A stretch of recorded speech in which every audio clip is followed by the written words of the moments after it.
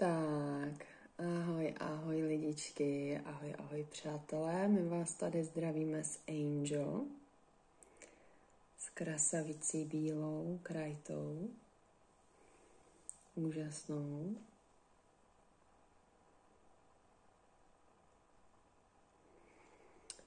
A teďka jsem si ji vytáhla, než půjdu tančit, ať se jí můžu věnovat. Ať ji můžu naučit na to, že ruka nic nedělá, že se jí bát nemusí. Je taková lekavější, což je normální u toho hadíka.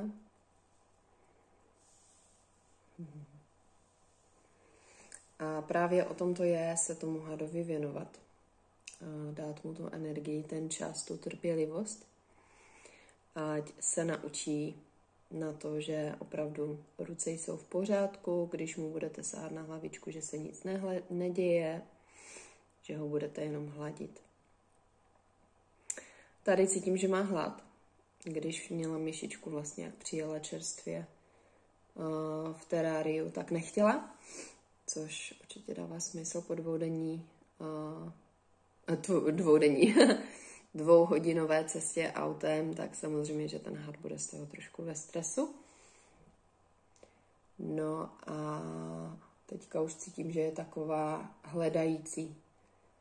hledající tím jazyčkem hledá, kde co voní, jak to voní.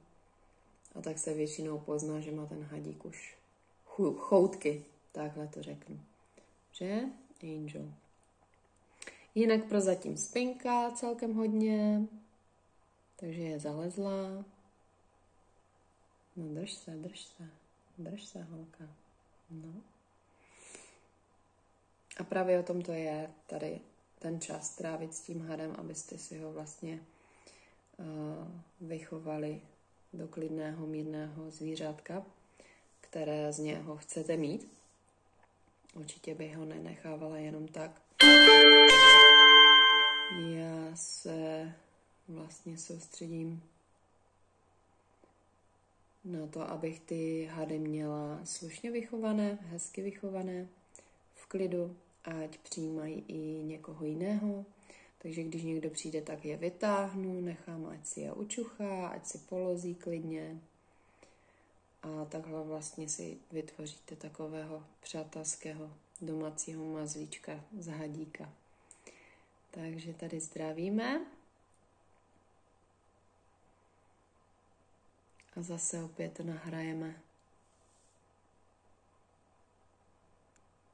videjko při příštím mazlení. Tak se mějte krásně.